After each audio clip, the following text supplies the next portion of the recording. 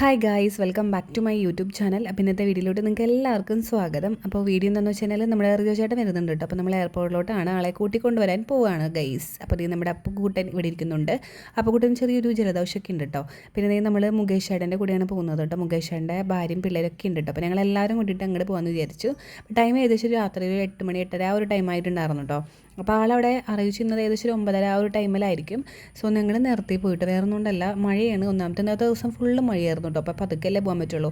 അപ്പോൾ എന്തായാലും ഞങ്ങൾ വിചാരിച്ചു കുറച്ച് നേരത്തെ ഇറങ്ങാമെന്ന്. അപ്പോൾ അങ്ങനെ പോയിക്കൊണ്ടിരിക്കുകയാണ്. പോകുന്ന വഴിക്കൊക്കെ മഴ പെയ്യുന്നുണ്ട് കേട്ടോ. ഇടയ്ക്ക് മഴ നിൽക്കും, ഇടയ്ക്ക് മഴ കൂടും. അങ്ങനെ ഒരു ക്ലൈമറ്റൊക്കെ ആയിരുന്നു കേട്ടോ. അപ്പോൾ നമ്മൾ പോകുന്ന വഴിക്ക് ഫുഡൊക്കെ കഴിച്ചിട്ട് പോകുമെന്ന് വിചാരിച്ചിട്ടുണ്ടായിരുന്നു. പിന്നെ വിചാരിച്ച് നമ്മൾ ആളും കൂടി വന്നിട്ട് ഒരുമിച്ച് ഫുഡ് കഴിക്കാമെന്ന് തിരിച്ചു പോരുമ്പോഴേ, കാരണം ആൾക്ക് ഫ്ലൈറ്റിൽ നിന്നൊന്നും കിട്ടില്ലെങ്കിലോ എന്ന് വിചാരിച്ചിട്ടുണ്ടായിരുന്നു. അപ്പോൾ അങ്ങനെ നമ്മൾ എയർപോർട്ടിൽ എത്തി ഗൈസ്. അപ്പോൾ അങ്ങനെ ഞാൻ ഭയങ്കര എക്സൈറ്റഡ് ആണ്. അപ്പോൾ 2 മാസം കഴിഞ്ഞിട്ടാണല്ലോ കാണുന്നത്. അപ്പോൾ നമ്മൾ കാറ് പാർക്ക് ചെയ്യാൻ വേണ്ടിയിട്ട് പോവുകയാണ് കേട്ടോ. അപ്പോൾ അങ്ങനെ നമ്മൾ കാറൊക്കെ പാർക്ക് ചെയ്ത് പുറത്തിറങ്ങി ഗൈസ്. നമുക്ക് റിജോ ചേട്ടൻ വരുമ്പോൾ ഈ ഒരു ഫ്ലവർ കൊടുക്കണം. പിന്നെ ഞങ്ങൾ വന്ന വഴിക്ക് വാങ്ങിച്ചതാണ് ചേച്ചി.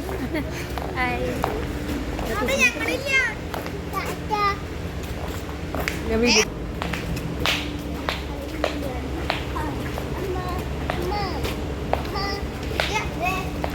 ഞങ്ങൾ വരുന്ന വഴിക്ക് ഫ്ലവർ ഷോപ്പൊക്കെ നോക്കിയിട്ട്, അപ്പോൾ ഈ മഴ ആയതുകൊണ്ടായിരിക്കണം ഫ്ലവർ ഷോപ്പൊന്നും അധികം ഇല്ല. അപ്പം ഞാൻ വിചാരിച്ചൊരു ബൊക്കൊക്കെ കൊടുക്കാമെന്നാണ് പ്ലാൻ ചെയ്തിരിക്കുന്നത്.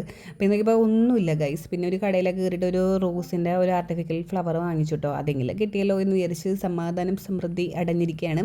അപ്പോൾ അങ്ങനെ നമ്മൾ എയർപോർട്ടിലോട്ട് പോവാണ് കേട്ടോ. ഇന്ന് അത്യാവശ്യം നല്ല തിരക്കുണ്ടായിരുന്നു കേട്ടോ. എയർപോർട്ടിൽ അത്യാവശ്യം നല്ലതുപോലെ തിരക്കുണ്ടായിരുന്നു. നൈറ്റ് ഈ ഒരു ടൈമിലൊക്കെ ഒന്നും ഞാൻ വന്നിട്ടില്ല. കൂടുതലും ആൾ വരുന്നത് രാവിലെ അല്ലെങ്കിൽ ഒരു ഈവനിങ് ആ ഒരു ടൈമിലാണ് കേട്ടോ. ഈ 8:30 ഒന്നും അങ്ങനെ വരാറില്ല. അപ്പം അങ്ങനെ നമ്മളിത് കൊണ്ടുവരാൻ വേണ്ടിയിട്ട് പോവാണ്.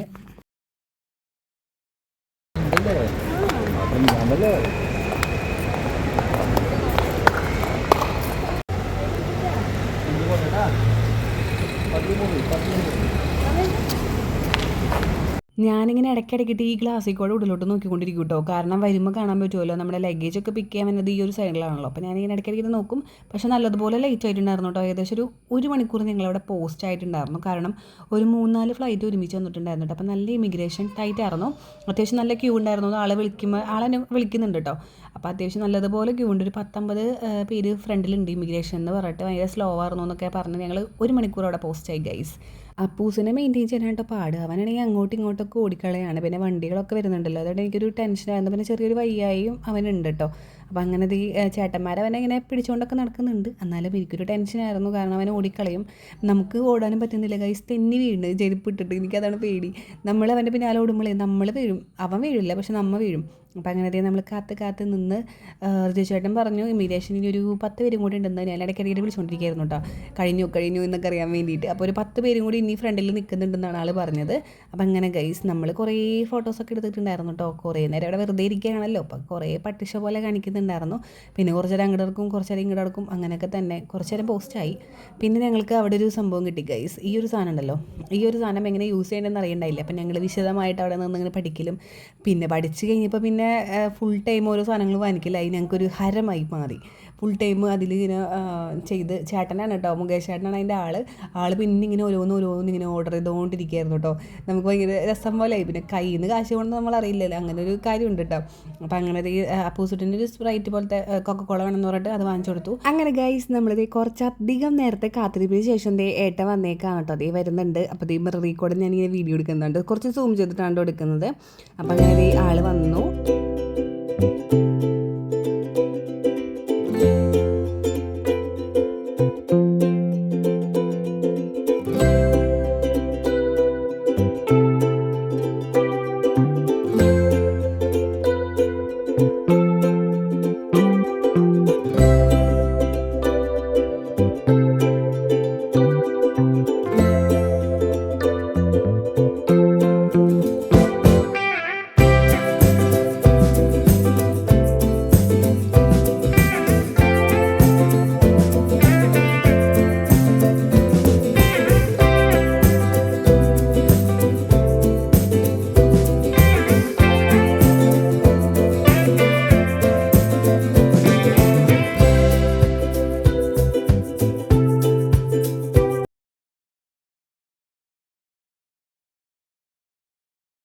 അങ്ങനെ ഗൈസ് ദേ നമ്മുടെ ആളിവിടെ എത്തിയിട്ടുണ്ട് കേട്ടോ. അപ്പോൾ സുഡനാണെന്നുണ്ടെങ്കിൽ അപ്പനെ കണ്ടപ്പോൾ ഭയങ്കര ഹാപ്പി ആയിട്ടുണ്ടായിരുന്നു കേട്ടോ. അപ്പനെ കണ്ടപ്പോൾ ഭയങ്കര സന്തോഷമായിരുന്നു അവന്.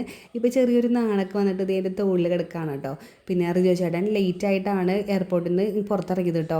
ഇമിഗ്രേഷനിൽ നല്ലതുപോലെ ലേറ്റ് ആയിട്ടുണ്ടായിരുന്നു, കുറേ പേരുണ്ടായിരുന്നു എന്ന് പറഞ്ഞിട്ടുണ്ടായിരുന്നു കേട്ടോ. ഞങ്ങൾ ഏകദേശം ഒരു 9:15 എയർപോർട്ടിൽ എത്തിയതാണ്.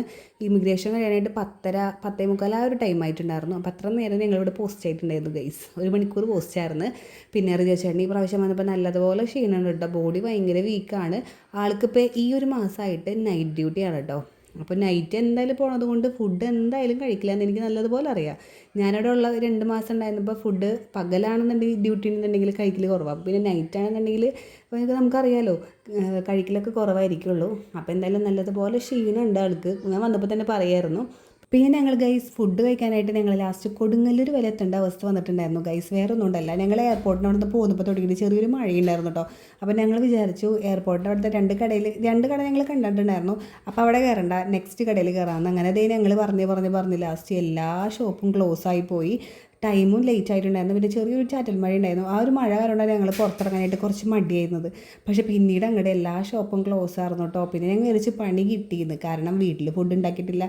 അമ്മച്ചി പറഞ്ഞിട്ടുണ്ടായിരുന്നു ഫുഡ് കഴിച്ചിട്ട് വന്നാൽ മതിയെന്ന്. ഞങ്ങളിപ്പോൾ പോയിപ്പോൾ അങ്ങനെ തന്നെ പറഞ്ഞുകൊണ്ടിരുന്നത്, അമ്മച്ചി കഴിച്ചോ, ഞങ്ങൾ വന്നിട്ട് വരുമ്പോൾ ഫുഡ് കഴിക്കുന്നതാണ് ഞങ്ങൾ പറഞ്ഞിട്ടുണ്ടായിരുന്നത്. അതേപോലെ അമ്മച്ചി ഫുഡ് കഴിച്ചിട്ട് അമ്മച്ചി കിടന്നു. അപ്പോൾ ഞങ്ങൾക്ക് ഫുഡില്ലല്ലോ. അപ്പോൾ ലാസ്റ്റ് ഞങ്ങൾ കൊടുങ്ങല്ലൂർക്ക് വെച്ച് ഞങ്ങൾ കാച്ചി. എന്തായാലും കൊടുങ്ങല്ലൂർ ഫുഡ് കിട്ടാണ്ടിരിക്കില്ല എന്ന് ഞങ്ങൾക്ക് അറിയാം, കാരണം റിയോച്ചേൻ്റെ ഫ്രണ്ട് പോലീസ് ആയതുകൊണ്ട് ആൾ ഫുള്ളൂടെ റൗണ്ട് അടിക്കുന്നതാണ് നൈറ്റ് പെട്രോളിയത്തിന്. അപ്പോൾ ആൾക്കറിയാലോ. അപ്പോൾ അങ്ങനെ പോകുന്നതാണ്. അങ്ങനെ ഫുഡൊക്കെ കഴിച്ചതേ നമ്മൾ തിരിച്ച് വീട്ടിലോട്ട് പോവാണ് ഗൈസ്. അങ്ങനെ ഇത്രയേ ഉള്ളൂ. അപ്പോൾ നെക്സ്റ്റ് വീഡിയോയിൽ കാണാം കേട്ടോ. അപ്പോൾ വീഡിയോ ഇഷ്ടപ്പെട്ടിട്ടുണ്ടെങ്കിൽ സബ്സ്ക്രൈബ് ചെയ്യണേ. അപ്പോൾ ഇത്രയേ ഉള്ളൂ, ബൈ.